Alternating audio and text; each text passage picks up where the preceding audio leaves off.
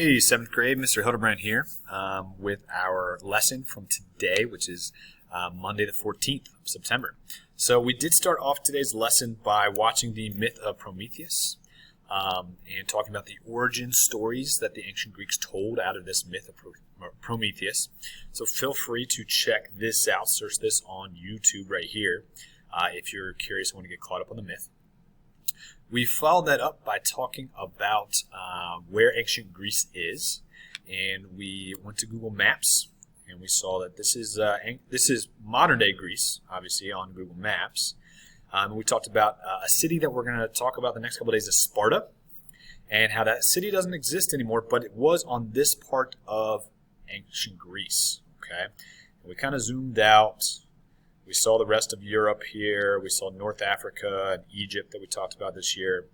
We kind of went across the Atlantic Ocean to the United States and North America over here. We kind of zoomed in on Pennsylvania and zoomed in on Harrisburg right here, just to kind of get a feeling for where it was. Then we looked at this map of ancient Greece. We see the city of Sparta was right in here. Okay, their rival, Athens, is going to be right over here. But they're on this lower part of ancient Greece. Then we went over to this Nearpod, and there is a link to the self-paced, student-paced Nearpod on the lesson notes and links page, so feel free to check that out. But basically, the first thing we did is we watched this introductory video that's right here on the Nearpod to Sparta, and kind of learned from that Sparta's main goal and their main obsession was war and being the strongest military, having the best army and the best soldiers. So everything they did from the time you were born to the time you retired or died was all to make you a better soldier. And after we watched that video, we checked out this VR picture of some ancient ruins where Sparta used to be, and we're kind of looking at the landscape and geography of ancient Greece.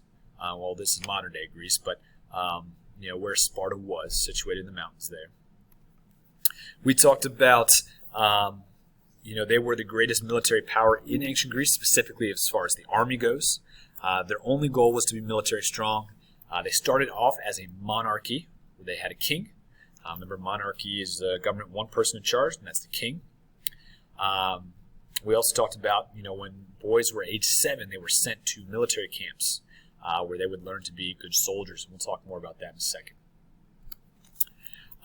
We talked about citizenship in ancient Sparta and how that was reserved for the aristocrats, who were the wealthy. So if you were a rich, landowning, adult man in Sparta, that's how you knew you had citizenship. If you were a woman or you were poor, or not from Sparta, or not 20 years old yet, you weren't a citizen. Okay.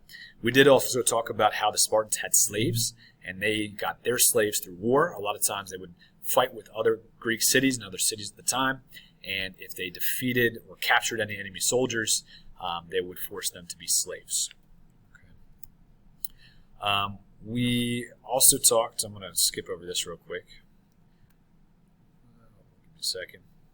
We also talked about how eventually the aristocrats, these wealthy people, they start kind of pushing the kings and trying to take more power from them, and we get what's called an oligarchy, where we've got a small group of people who are very rich, who become in charge of Sparta, and some of these rich oligarchs or aristocrats joined what was called the assembly, where they would pass laws and make decisions about war and peace, or if they were older, they might join the council of elders and act as judges, okay?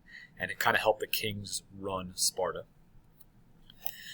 We talked about, and this was probably the one thing that seemed very, very foreign to the way we think in our culture.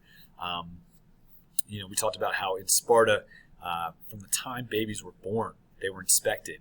And if they were seen as having a disease or some kind of disability, they were left out in nature, to the elements, left out on a hillside or a mountain to die. We talked about how in ancient Sparta, 4,000 years ago, they don't have the same medical knowledge, technology, understanding of science that we do, so they don't have physical therapy. They don't have modern medicine. They don't have surgery like we do. And so they don't really know how to, nurse sick babies back to health. They don't really get that. We also talked about how in Spartan culture, number one thing they want to do is be great warriors, be the strongest army. So if there's any kind of weakness in their city, that's going to eventually be a weakness in war. And so they wanted to eliminate any weakness. And so it's very, very, very different culture and very different time. And it's probably the part of Spartan culture that seems the most foreign to us. We also talked about the military camps and how the boys would go and they would train with weapons, and they would do regular reading and writing like normal school, but they also were forced to go through incredible training where they were going barefoot, wearing very little clothing so that they would be forced to get used to extreme elements and temperatures. They were only given a small amount of food, and if they were hungry, they were encouraged to steal. And if they got caught stealing, then they would be beaten, and that was to try to encourage them to be sneaky because they might need to be sneaky in war someday. And they were obsessed with physical fitness. So every 10 days they'd get checked, and if they were out of shape, they'd either be forced to exercise more or be given less food. We talked a little bit about Spartan men and how at age 20 they officially joined the military and they would go to war. And even though they were expected to start a family around that time, they would often live with the other soldiers in the military barracks to kind of form a really strong bond there, so that when you got out to battle, you knew how the other soldiers think, you knew them really well, you knew their personalities, you knew their strengths, their weaknesses, and it was kind of like you were fighting with your family. You're trying to protect your family. If you made it to age 60, you could retire from the military. We looked at this kind of artist's kind of interpretation of what the Spartans might look like. We talked about women and how Spartan women did get more freedom than other Greek cities. In fact, they played sports and went to school because the Spartans wanted strong women who could raise strong children who could eventually be strong soldiers.